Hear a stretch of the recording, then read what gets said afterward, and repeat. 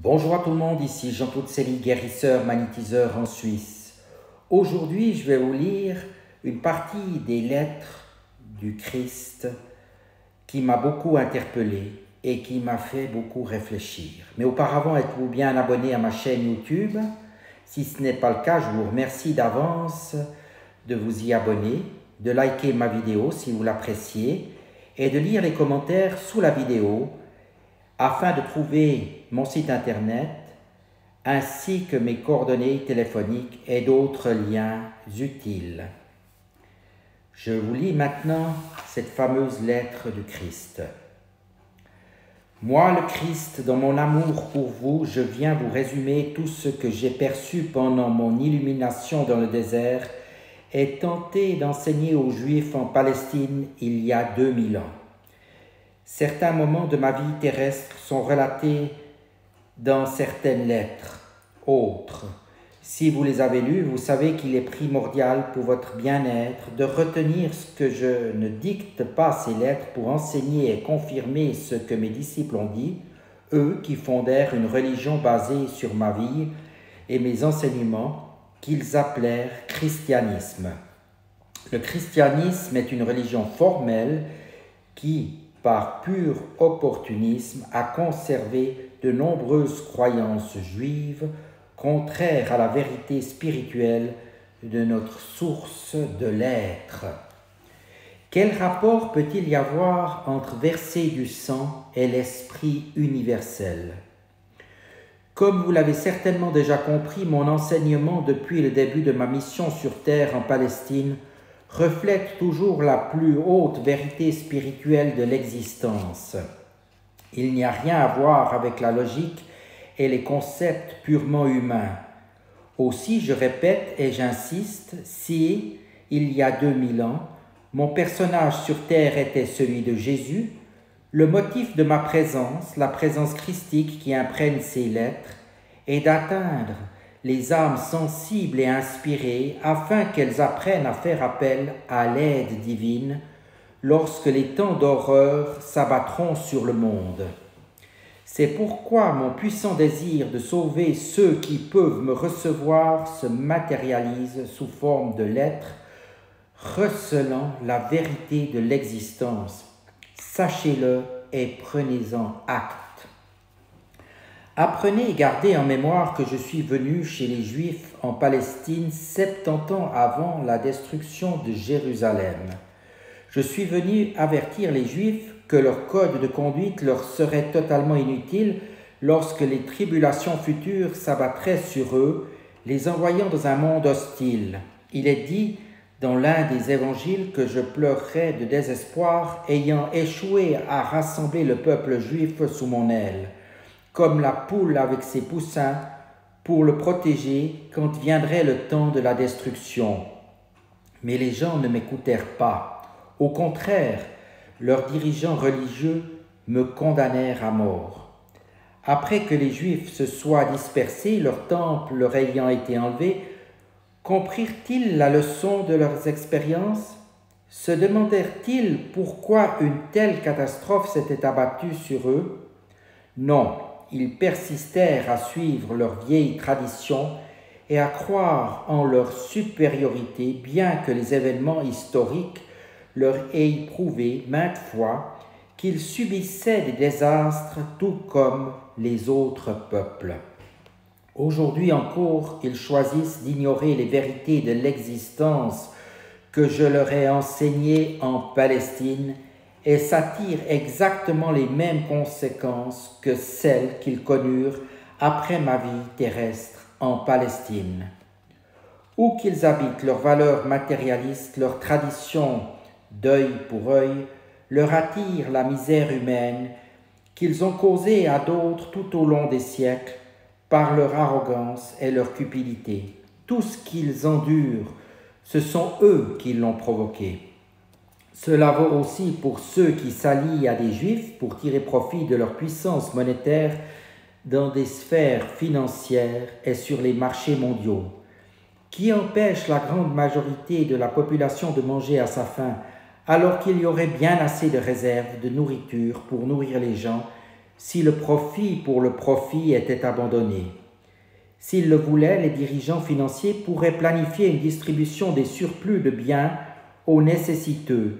Ils constateraient alors que l'univers entier répondrait par des bénédictions, que l'économie mondiale fleurirait et que la paix s'établirait dans le monde. Avant que cela puisse se produire, ce qui a déjà été créé dans la conscience par des actes agressifs et avilissants dans le monde entier, doit d'abord se matérialiser à travers l'expérience humaine, non comme une rétribution, mais comme l'œuvre naturelle des lois de l'existence. Soyez-en certains, les pays qui résistent à la malveillance des autres ne font que résister aux conséquences de leurs propres semences de conscience et d'actes passés. Par la suite, les stratégies brutales, les attaques impitoyables des puissants, quelle qu'elle soit, la force défensive des faibles, ne peuvent qu'apporter des temps encore plus durs aux oppresseurs. Là où ils recevaient un coup d'épingle, ils amassent maintenant dans leur conscience collective la désolation qu'ils imposent actuellement à d'autres, et cela leur reviendra dans le futur. Peut-être devraient-ils considérer le coup d'épingle des faibles comme une sonnerie de clairon, les alertant de leur chute dans la décadence morale. Parce que tant de gens violent constamment les lois de l'existence, attirant sur les villes et la terre entière un phénomène de destruction à l'ampleur inégalée, j'ai l'intention, dans cette lettre, non seulement de reprendre tout ce que j'ai enseigné et vécu en Palestine, mais aussi d'expliquer clairement les causes sous-jacentes à la crise mondiale qui menace. Je n'ai en effet pas traité ces causes la dernière fois que je me suis adressé en personne à l'humanité. Ces lettres sont écrites avant l'époque la plus cruciale de votre histoire. Lorsque les épreuves s'abattront vraiment sur vous, vous vous demanderez pourquoi je ne vous ai pas averti plus tôt. J'essaye pourtant d'alerter le monde depuis 25 ans par l'intermédiaire d'esprits respectifs, voire plus. Mais ni les médias, ni les maisons d'édition, ni la télévision n'étaient prêts à m'écouter et à m'offrir l'opportunité de vous parler par l'intermédiaire de mes agents.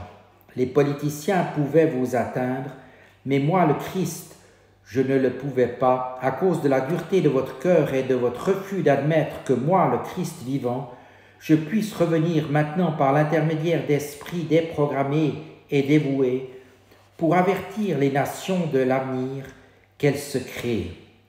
Les églises qui prétendent croire en mon existence se situent par leur attachement égocentrique en leur tradition religieuse de conception purement humaine sur le même plan que les matérialistes. Maintenant que sonne la dernière heure, que la peur gagne les masses et qu'elles sont prêtes à tenir compte de mes paroles, les portes doivent s'ouvrir, faute de quoi mes efforts en faveur de l'humanité auront à nouveau été vains. Je vous le dis, il y aura bien des tris, des chèvres et des moutons, comme le disent les évangiles dans la Bible. Les moutons représentent ces âmes qui peuvent sereinement accueillir la vérité spirituelle la plus haute jamais diffusée sur terre. Les chèvres représentent ceux qui se montrent incapables d'écouter qui ou quoi que ce soit parce que leur esprit est trop rebelle et égocentrique. Comment seront-ils aujourd'hui séparés? Ils seront séparés parce que ceux qui peuvent accueillir la vérité contenue dans ces pages et vivre selon les lois de l'existence constateront que même si la période à venir de l'histoire mondiale est en effet amère, ils vivront comparés aux chèvres dans la paix, la protection, l'assouvissement de leurs besoins et l'élévation de leur esprit.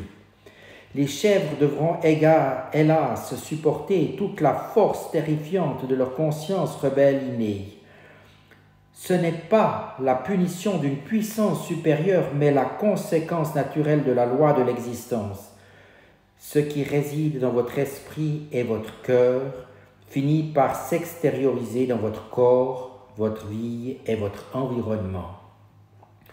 Quand vous résistez et vous rebellez, La vie vous oppose une résistance de force égale dans l'accomplissement de vos désirs. Je me suis depuis longtemps élevé jusqu'aux fréquences les plus hautes de vibration de la conscience dans les royaumes célestes, et je suis la conscience divine, elle-même individualisée. Ma conscience peut englober le monde pour atteindre quiconque s'adresse à moi. C'est le cas de tous les grands maîtres qui vécurent sur terre, furent illuminés, perçurent la réalité de la source de tout être et introduisirent les gens depuis leur niveau élevé d'illumination.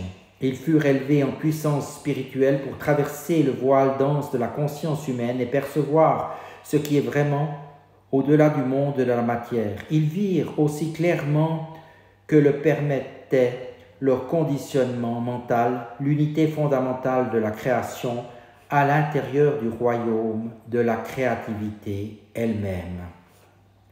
Tous sans exception, après leur transition dans la dimension d'existence suivante, échappèrent au cycle harassant des réincarnations et accédèrent au royaume encore plus élevé de pure conscience spirituelle individuelle, aux portes même de la conscience universelle.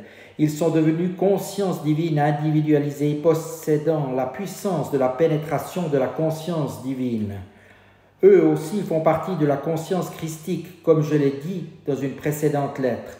Ils combinent les sommets de l'amour intelligent avec ceux de l'intelligence aimante, la puissance de la volonté avec la puissance du destin.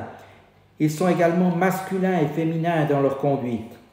Ils sont la manifestation parfaite de la force et de la bienveillance. Ils sont l'exemple parfait de ce que tous, hommes et femmes, devraient s'efforcer d'atteindre. Pour parvenir à une telle perfection d'être que l'esprit humain renonce à toute division et toute rivalité. Quel que soit votre prophète attitré, soyez certain qu'il est la vie elle-même et tire sa puissance de son appartenance à la fraternité des grands maîtres. Chaque prophète, chaque maître a perçu la même réalité et vécu d'une façon suffisamment pure pour réaliser finalement le but de chaque homme, la perfection au paradis.